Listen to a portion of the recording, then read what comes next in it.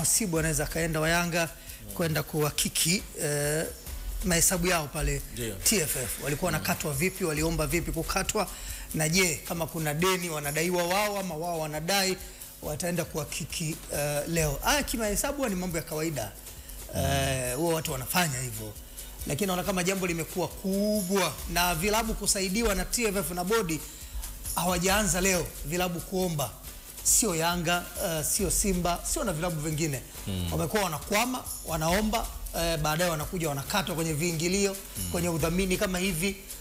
Sio jambo geni. Unaweza kujiuliza ili jambo linakuzwa sasa kwa sababu gani? Kwa sababu niliona lilianza kukuzwa lile la waamuzi na katibu wa TFF hajiuzuru. Nikatoa ili sasa limetoka wapi? Kwa sababu kila siku tunazungumza waamuzi. Leo ndo amekuwa katibu wa TFF naye hajiuzuru. Haya, limeibuka tena la tunadai. Linakuzwa tena hivyo. Mtu anaweza kawa anajiuliza, tumeshatoka kwenye hatuchezi sasa. Tunakuza vitu vingine. Kuna nini? Yanga kwa sasa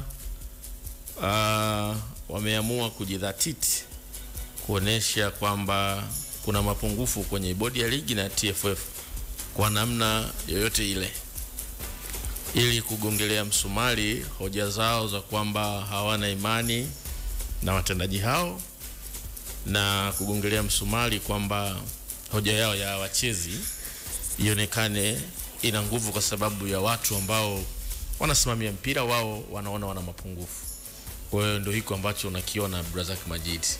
Mwanzoni walisema wachezi.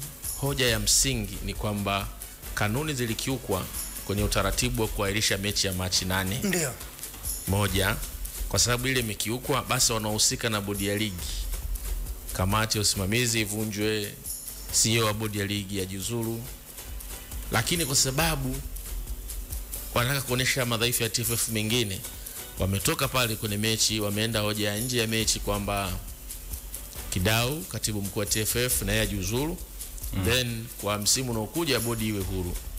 Kwa hiyo Yanga imechukua mapungufu ya TFF, imepita nayo kwenye ile tukio la mechi kuhairishwa, wanaweka hapo matukio ambayo yanahusu mechi na ambayo hayahusu ile mechi kuhairishwa, ili kuonesha udhaifu wa TFF na kutaka mabadiliko. Ndio. Sijui umeelewa Brazak? Ndio. Hiko ndiko ambacho ninakiona kujibu kwenye swali lako. Kwenye zile hoja 4 za Yanga ambazo wamezipeleka, hoja ya bodi kuvunjwa ile, hoja ya Kidau kujiuzuru, hoja ya CEO kujiuzuru, na hoja ya bodi kuwa huru kwa msimu unaofuata. Nilimsikia Kasongo, CEO wa bodi ya ligi, alijibu kuna ambavyo havipo ndani ya uwezo pale. Kiprotokali inabidi viandikwe, viende kwenye secretariat ya TFF na wao wavipitishe vile vina hoja, afu niende kujadiliwa mkutano mkuu. Maana yake haviwezi kufanyika hivi karibuni. Umeelewa? Ndio. Hiyo naiona. Kwa lugha nyingine, hoja za Yanga zile walizozitaja ambacho tunaona kinawezekana, labda mwenyekiti wa bodi ya ligi Mzee Steven Mguto kujiuzuru.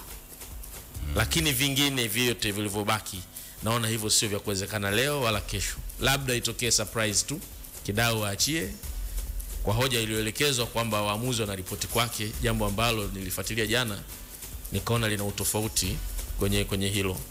Waamuzi wakiwa wamepangwa kwenye mechi, wakati wa kuripoti michezo wanaripoti kwenye ile kamati ya bodi ya ligi ya uendeshaji. Ndio. Na si kwa Kidau. Ile kamati na wajumbe wengine ambao ni wengi ambao ndo wanafuatilia hiyo mwenendo.